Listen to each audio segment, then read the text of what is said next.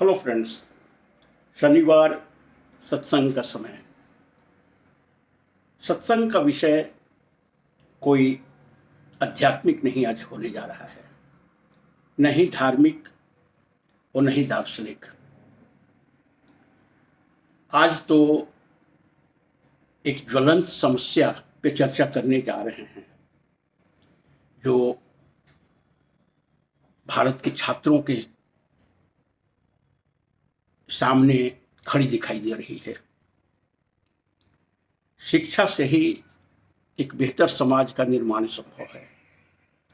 शिक्षा से ही एक प्रगतिशील समाज या देश बन सकता है। और यदि शिक्षा में ही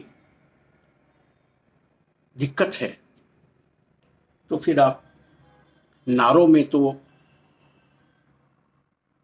बड़ा राष्ट्र हो सकते हैं, शक्तिशाली राष्ट्र हो सकते हैं, लेकिन वो राष्ट्र अंदर से खोखला होता है, अंदर से बैंकरप्ट होता है। राष्ट्र निर्माण में व्यक्ति निर्माण बहुत जरूरी है।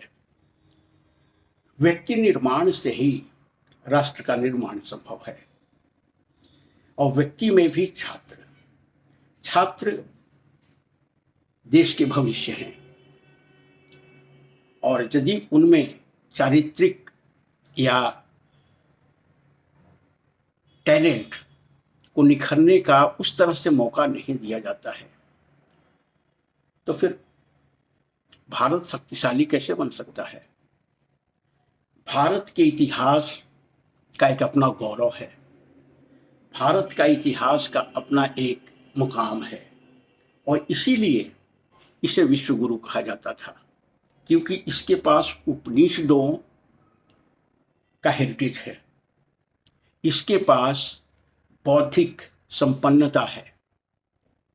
लेकिन आज इस विश्व गुरु के देश में क्या हो रहा है? शिक्षा का व्यवसायीकरण और शिक्षा के क्षेत्र में ऐसे ऐसे सार्क घुस आए हैं जो अंदर से शिक्षा की व्यवस्था को खोखला कर रहे हैं। जो भी टैलेंटेड हैं स्टूडेंट्स हैं, उनका करियर खराब हो रहा है, वो निराशा में जी रहे हैं, क्योंकि व्यवस्था खोखली हो गई है, व्यवस्था भ्रष्ट हो गई है और इसको बदलने की जरूरत है। इलेक्शन जीतना ही सत्ता का काम नहीं होता है। वो तो भारतीय जनता पार्टी बदस्तूर बढ़िया से कर रही है और हर तरह का साधन उसमें उपयोग कर रही है। लेकिन शिक्षा के क्षेत्र में क्या हो रहा है? आप एक एग्जाम कंडक्ट नहीं करा पा रहे हैं। और यदि एग्जाम हो भी जाता है तो उसका मार्किंग में गलती है, स्टूडेंट्स को सही मार्क्स नहीं मिल रहे हैं और स्टूडेंट्स कम्युनिटी में आज घोर निराशा है। ये सुनने में बड़ा आश्चर्य लगता है कि कल डिफेंस मिनिस्टर, एजुकेशन मिनिस्टर की मीटिंग हुई है और उसमें वायुसेना को इस्तेमाल करने की जरूरत पड़ी है। सिविलियन इंफ्रास्ट्रक्चर, सिविलियन गवर्नेंस इस तरह से हमारे देश में फेल हो गया है। आर्मी का एक अपना खास काम है, वो डिफेंस का काम करती है, वो आपके सीमाओं की रक्षा करती है, वो दुश्मनों से लड़ाई करती है। लेकिन सिविलियन एडमिनिस्ट्रेशन में उनका उपयोग बहुत सारे सवाल खड़े कर देती है। सिविलियन इंफ्रास्ट्रक्चर, सिविलियन एडमिनिस्ट्रेशन खत्म सा हो गया है। सर्विलेंस की कमी हो गई है। अब परीक्षा पत्र जहां पे प्रिंटिंग होते हैं वहीं से परीक्षा पत्र गायब हो जा रहे हैं और लाखों करोड़ों में उसको बेचा जा रहा है। ये क्या कहता है? एजुकेशन मिनिस्टर जो भारत के हैं, धर्मेंद्र प्रधान, वो कैमरे के सामने आते हैं और कहते हैं कि इसमें इसकी अकाउंटेबिलिटी हम पे है और मैं एक्सेप्ट करता हूं। कैसे एक्सेप्ट कर रहे हैं आप? पद पे बने हुए हैं, जिम्मेदारी आप पे ही है और आपका जो पास्ट परफॉर्मेंस है उसमें आप फेल कर गए हैं, लेकिन मंत्री बने हुए हैं क्योंकि मोदी जी की कृपा है। चुनाव में आपका स्पेशलाइजेशन है। कहीं चुनाव है, उसे बहुत सारे स्टेट में आपको प्रभारी के रूप में भेजा जाता है और वहां पे आपका काम अच्छा है, लेकिन तो फिर आप इलेक्शन मैनेजमेंट को ही देखिए। शिक्षा की व्यवस्था में आप फेल हो चुके हैं, रिजिग्नेशन दे दीजिए, क्या दिक्कत है? दूसरे लोग आएंगे, हो सकता है आपसे बेहतर उनमें कैपेबिलिटी हो, बेहतर उनमें क्षमता हो और आपसे अच्छा काम कर सके। लेकिन दिक्कत यह है कि जब 2014 में बीजेपी की सरकार बनी थी, एनडीए की सरकार बनी थी, तो राजनाथ सिंह का स्पष्ट कहना था कि ये एनडीए की सरकार है, यहां इस्तीफे नहीं होते। ये कैसा स्टेटमेंट है? प्रजातंत्र जवाबदेही का नाम है, प्रजातंत्र अकाउंटेबिलिटी का नाम है। जनता के प्रति सरकार जवाबदेह होती है, लेकिन एक ऐसी जवाबदेही है जहां पे कुछ भी क्राइम कर लें, कुछ भी नेग्लिजेंस आपसे हो जाए, लेकिन आपकी पर्सनल अकाउंटेबिलिटी कहीं पे नहीं है। अब इस तरह की व्यवस्था में सुधार कैसे देख सकते हैं आप? सुधार तो तभी हो सकता है जब अपने मिस्टेक्स को, गड़बड़ियों को कबूल करें और बेहतर व्यवस्था बनाने के क्रम में अपना रोल अदा करें। लेकिन आप पद पे बने हुए हैं, देश में आपके इस्तीफा मांगने के लिए स्टूडेंट्स अपनी आवाज बुलंद कर रहे हैं, कि इनसे कोई फर्क नहीं पड़ता है क्योंकि मजबूत सरकार है और मोदी की सरकार है।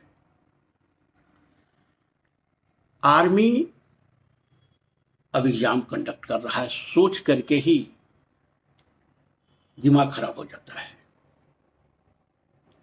लेकिन मोदी जी की जय जयकार सब जगह है। भारत तो छोड़िए, मीडिया की माने तो विदेशों में भी डंका बज रहा है।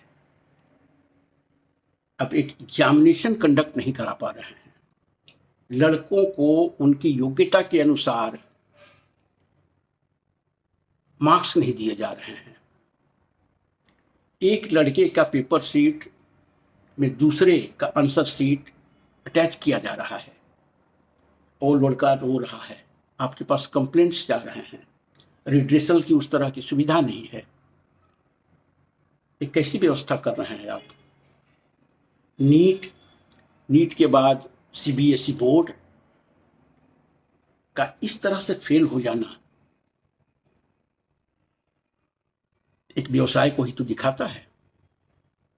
ये प्रॉफिट कमाने का एक जरिया बन गया है। ये धर्म का केंद्र नहीं है। शिक्षा को वैसे हम धर्म मानते हैं। एक चरित्र निर्माण का केंद्र नहीं रहा। ये तो स्टूडेंट्स को एक्सप्लॉइट करने का माध्यम हो गया है और कैसे भी अरबपति बनने की ख्वाहिश है कॉन्ट्रैक्टर्स को और मिडिलमैन को। तो मिडिलमैन की सरकार है जहां पे स्टूडेंट्स पीस रहे हैं। हम लोग जब छात्र थे उसमें प्रबंधन, शिक्षा, एग्जाम कंडक्ट कराना, शिक्षा की व्यवस्था पूरे गवर्नमेंट के हाथ होती थी। हमारे गांव के स्कूल में जो नवजीवन हाई स्कूल कुड़वा है, वहाँ पे हर सब्जेक्ट के अलग अलग टीचर थे और वो अपने आप में विशेषज्ञ थे। उस तरह की व्यवस्था थी। और ये मैं आज से करीब 45 साल पहले की बात कह रहा हूँ, 45-50 साल पहले की बात। उस समय तो शिक्षा व्यवस्था ही बहुत ही चुस्त दुरुस्त था, लड़कों का विशेष ध्यान दिया जाता था। लेकिन ये बाजारीकरण के युग में, ये व्यवसायीकरण के युग में सब कुछ खत्म हो गया है। हर जगह पब्लिक प्राइवेट पार्टनरशिप है। जो भी स्टूडेंट्स के पेपर को सेट करना, एग्जाम कंडक्ट कराना, मार्किंग, ये सब आउटसोर्स कर दिया गया है। गवर्नमेंट के हाथ में कुछ भी नहीं है। और किस तरह का पैसे का लेन देन हो रहा है ये तो आप समझ सकते हैं। तो पहले की व्यवस्था आज से बहुत अच्छी थी, उसी को रिस्टोर क्यों नहीं करते हैं? हर जगह प्राइवेटाइजेशन जरूरी है। शिक्षा के क्षेत्र में कम से कम सरकार का ही रोल हो एक्सक्लूसिव तो बहुत अच्छा है, नहीं तो फिर ये बाजार है और बाजार में प्रॉफिट पे धंधा है। बड़े बड़े सार्क, बड़े बड़े कॉरपोरेट्स इस क्षेत्र में घुस गए हैं, पैसे बना रहे हैं। ये नियम है। अब इस पे कैसे सरकार बढ़ती है, कैसे इसको कंट्रोल किया जाता है, देखते हैं। हम लोग तो अपनी आवाज को रख सकते हैं और स्टूडेंट्स के साथ सॉलिडेरिटी एक्सप्रेस कर सकते हैं। उसके अलावा क्या ही कर सकते हैं। Thank you so much for watching the video. Thank you.